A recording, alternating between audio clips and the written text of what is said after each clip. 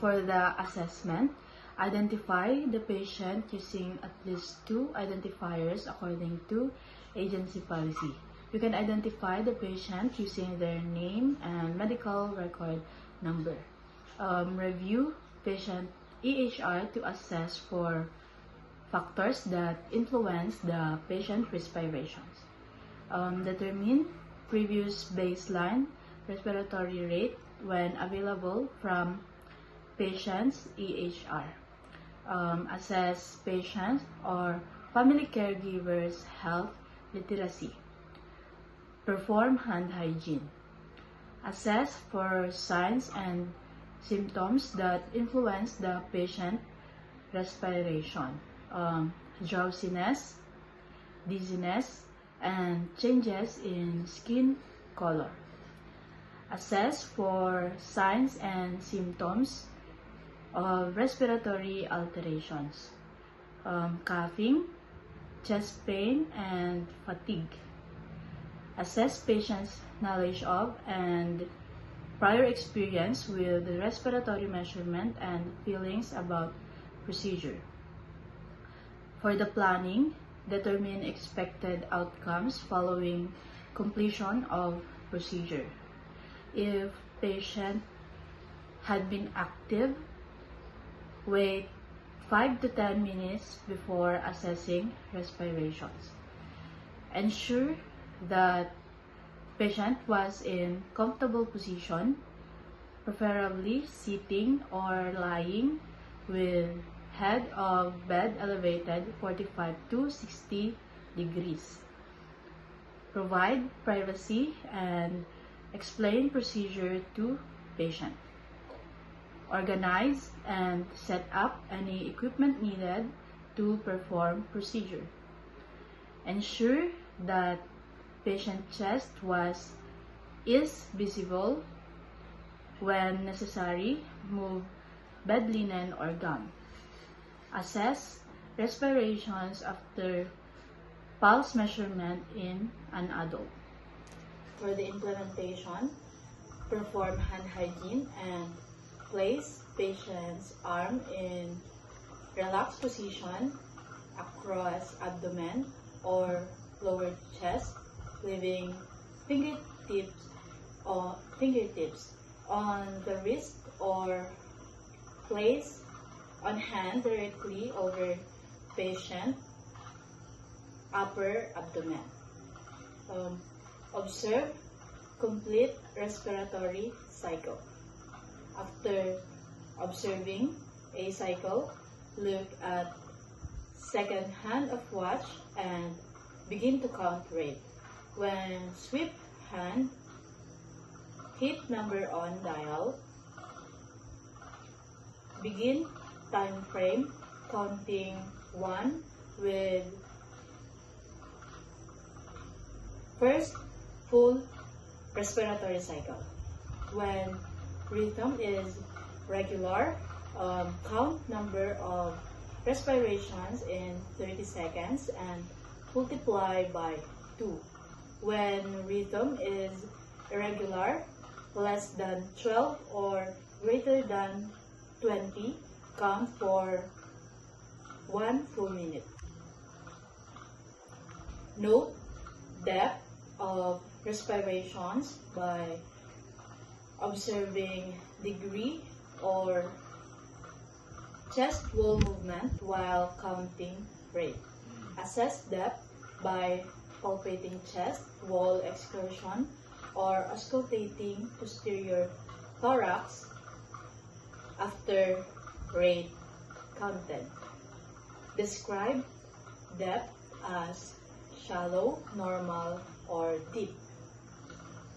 Note rhythm of ventilatory cycle. Do not confuse sighing with abnormal rhythm.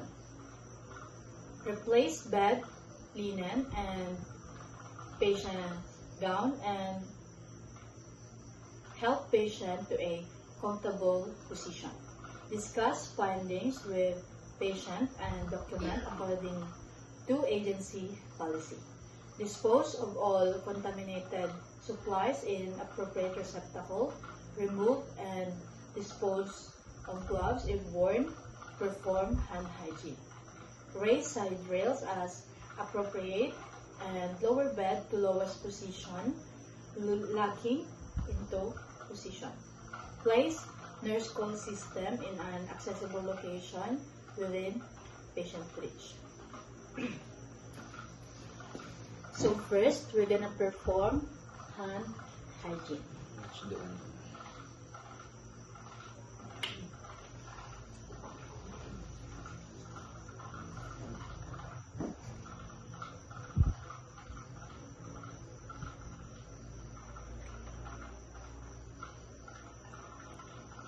And then,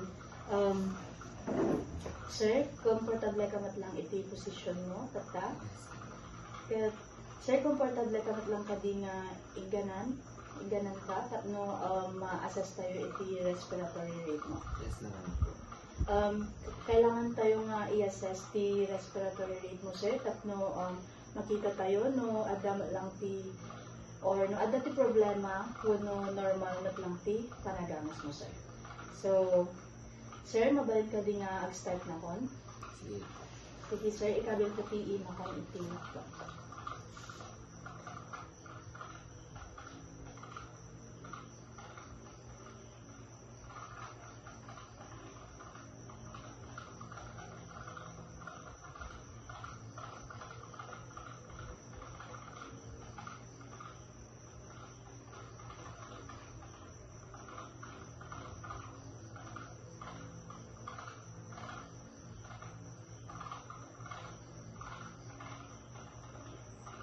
So, sir, the respiratory rate mo at 8.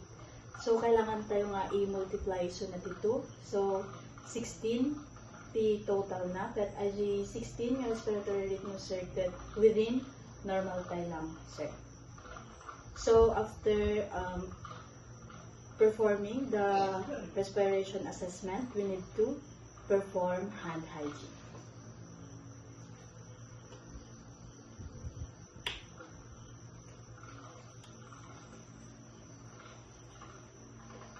For the evaluation, when assessing respiration for first time, establish rate, rhythm, and depth as baseline when within acceptable range.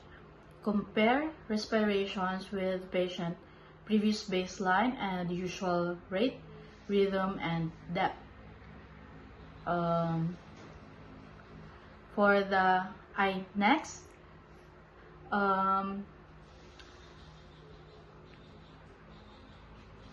correlate respiratory rate, depth, and rhythm with data obtained from pulse oximetry and ABG measurements when available. Use teach back, revise instruction if patient or family caregiver is not able to teach back correctly. For the documentation, document respiratory rate, depth, and rhythm according to agency policy. Document measurement of respiratory rate after administration of specific therapies per agency policy. Document evaluation of patient and family caregiver learning. Document type and amount of oxygen therapy when used per agency policy.